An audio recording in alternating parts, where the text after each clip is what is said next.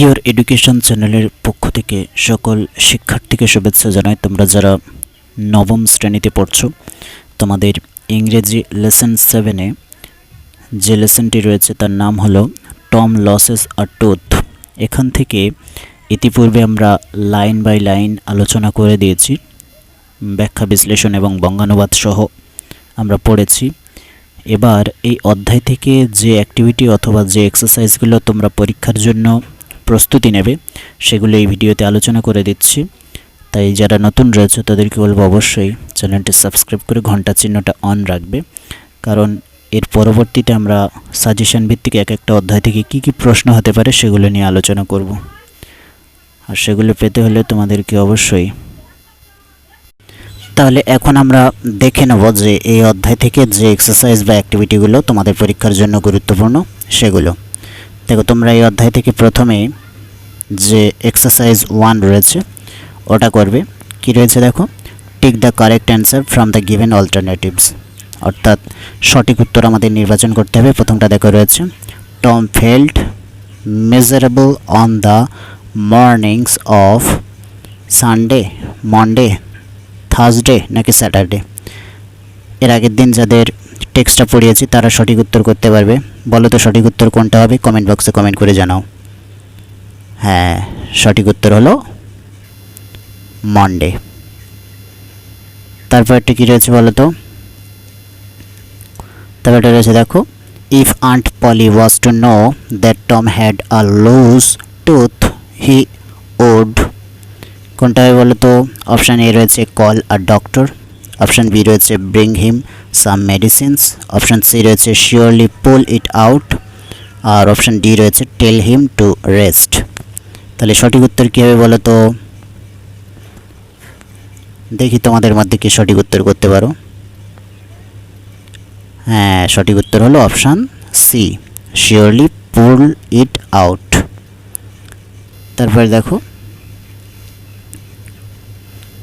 কি রয়েছে। আচ্ছা, আমরা উত্তরটা এখানে করে দিয়েছি। এক্সারসাইজ 1-এ দেখো, Tom fell measurable on the mornings of, option B Monday. তারপরে রয়েছে দেখো, if aunt Polly was to know that Tom a loose tooth, tooth বানান এখানে ভুল রয়েছে, যাই হোক তোমরা একটু কারেকশন করে নিও। শিওর্ড, এটা অপশান সি হবে, শিওরলি পুল ইট আউট। তারপর একটা কী রয়েছে দেখো 3-এরটা, টম ড্রিউ হিজ শোর টো ফ্রম আন্ডার দ্য, 4টি অপশান রয়েছে দেখো। প্রথমে রয়েছে শিট, তারপর হচ্ছে ব্ল্যাঙ্কেট, তারপর পিলো, তারপর মসকিউটো নেট। সঠিক উত্তর কী হবে বলো তো? হ্যাঁ, সঠিক উত্তর হবে অপশান এ, শিট। তারপর কী রয়েছে, Sid flew down the stairs to call, option A রয়েছে দ্য ডক্টর, অপশান বি রয়েছে মেরি, অপশান সি রয়েছে দ্য নার্স, আর অপশান ডি রয়েছে আন্ট পলি। দেখি সঠিক উত্তর কে করতে পারো তোমরা। 4-এরটা সঠিক উত্তর তোমরা লিখে পাঠাও যে 4-এর এ হবে, 4-এর বি হবে, 4-এর সি হবে নাকি 4-এর ডি হবে। হ্যাঁ, সঠিক উত্তরটি হলো 4-এর ডি, যেটা রয়েছে আন্ট পলি। আচ্ছা, পরেরটা দেখো, the thread that Mary got aunt Polly was made of, প্রথমটা রয়েছে কটন, তারপর জুট, তারপর সিল্ক, তারপর উল। তাহলে সঠিক উত্তর কী হবে কে বলতে পারবে দেখি, কে আগে উত্তর দেয় দেখি। হ্যাঁ, অপশান সি হলো সঠিক উত্তর, সিল্ক। দেখো আমরা তারপরে করে দিয়েছি 3-এরটা, Tom drew his toe from under the, option A sheet.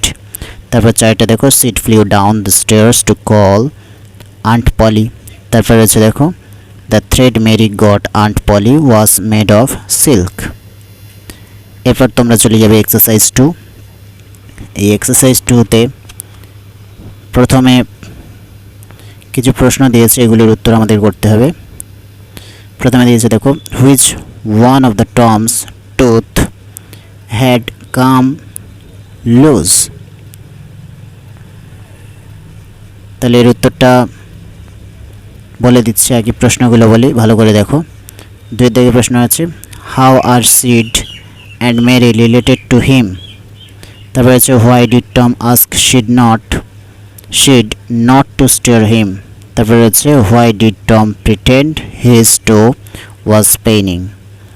তাহলে এর উত্তরগুলো তোমরা বইতে প্রশ্নগুলো তোমরা বইতে পেয়ে যাচ্ছ, উত্তরগুলো তোমরা একটু লিখে নেবে খাতায়, অর্থাৎ এক্সারসাইজ 2 বলে একের দাগ দিয়ে উত্তরগুলো লিখে নেবে।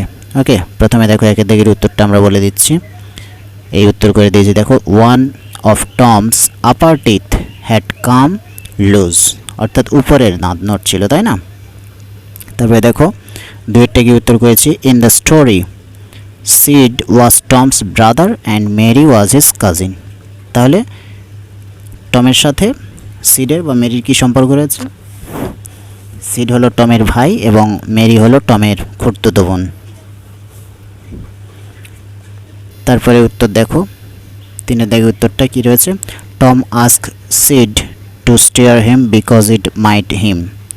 তারপরে 4টে উত্তর কী রয়েছে, Tom pretended toe pain because he wanted to avoid going to school. তারপর তোমরা চলে যাবে এক্সারসাইজ 4-এ, এখানে রয়েছে ডু অ্যাজ ডিরেক্টেড। প্রথমটা কি রয়েছে, রফিক ওয়াজ রানিং ফাস্ট, এটা কি করতে বলেছে, change into an interrogative sentence, অর্থাৎ এটা প্রশ্নবোধক বাক্যে আমাদের পরিণত করতে হবে।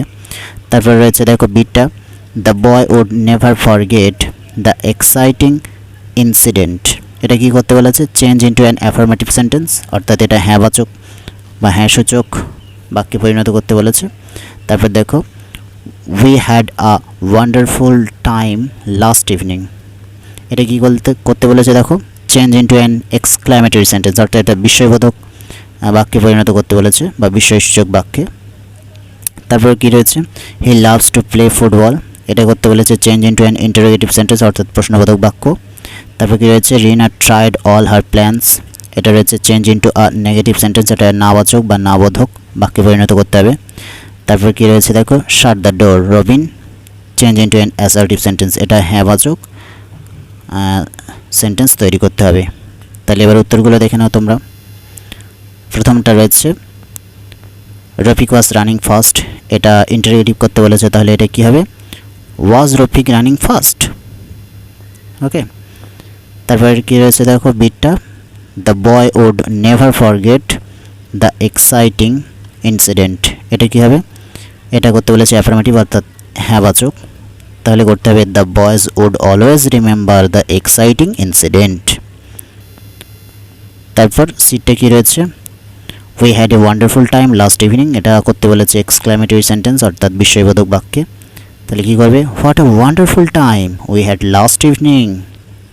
তারপরে দেখো ডিডটা কী রয়েছে, he loves to play football, এটা করতে বলেছে ইন্টারোগেটিভ প্রশ্নবোধক বাক্যে, তাহলে দেখো উত্তরটা, does he love to play football. তারপর এইটা কী রয়েছে, রিনা টায়ার্ড অল হার প্ল্যান্স, এটা করতে বলেছে নেগেটিভ, তাহলে কী হবে, রিনা ডিডন্ট ট্রাই হার প্ল্যান্স।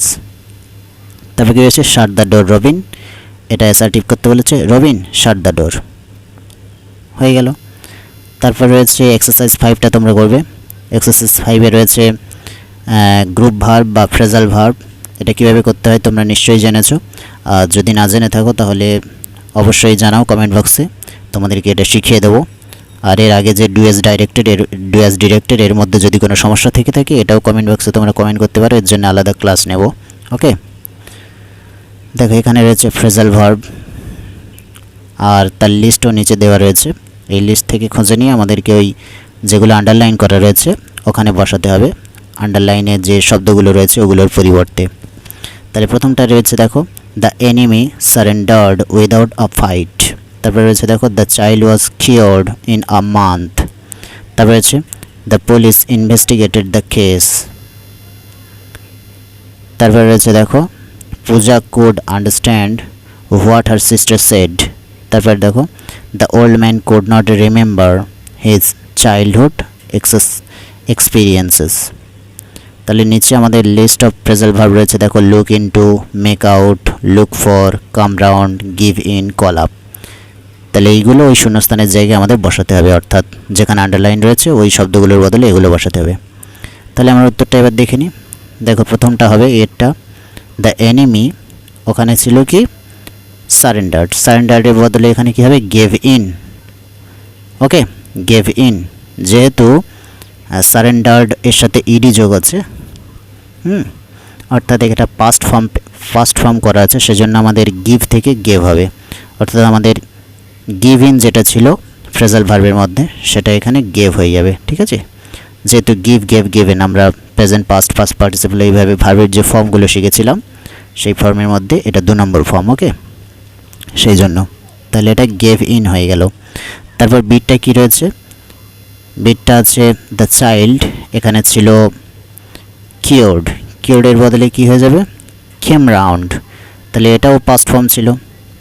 ওই জন্য এটা ভার্বের 2 নম্বর ফর্ম কাম থেকে কেম হয়ে গিয়েছে, তাই না? তাহলে কেম রাউন্ড হলো। এরপর দেখো দ্য পুলিশ, এটা কি ছিল দ্য পুলিশ ইনভেস্টিগেটেড, তাহলে ইনভেস্টিগেটেডের বদলে কি হবে লুকড ইনটু, যেহেতু ইনভেস্টিগেটেড ইডি যোগ আছে তাহলে ওটাও পাস্ট ফর্ম ছিল, তাহলে এখানে হয়ে যায় লুকড ইনটু। তারপর দেখো পূজা কোড, এখানে ছিল আন্ডারস্ট্যান্ড, আন্ডারস্ট্যান্ডের বদলে কি হলো মেক আউট, যেহেতু এটা প্রেজেন্ট ফর্মে আছে সেজন্য আন্ডারস্ট্যান্ডের বদলে মেক আউট, এতে কোনো পরিবর্তন হয়নি, যেটা মেক আউট ছিল মেক আউট বসে গিয়েছে। তারপর রয়েছে দেখো the old man could not, এটা কি ছিল রিমেম্বার, তাই না? রিমেম্বার এটাও কোনো ফর্ম পরিবর্তন হয়নি, সেজন্য কলাপ ছিল কলাপ বসিয়ে দিয়েছি আমরা। ওকে, এর মধ্যে যদি কোনো সমস্যা থেকে থাকে অবশ্যই তোমরা কমেন্ট বক্সে কমেন্ট করে জানাবে, যার যে সমস্যা হয়েছে সেগুলো সমাধান করার চেষ্টা করে দেবো। সকলকে অসংখ্য ধন্যবাদ। আর অবশ্যই যারা ভিডিওতে নতুন রয়েছে তাদেরকে বলবো অবশ্যই চ্যানেলটি সাবস্ক্রাইব করে ঘন্টা চিহ্নটা অন রাখবে, আমাদের সাথে যুক্ত হয়ে থাকবে। আশা রাখছি পরবর্তীতে তোমাদের উপকার হবে।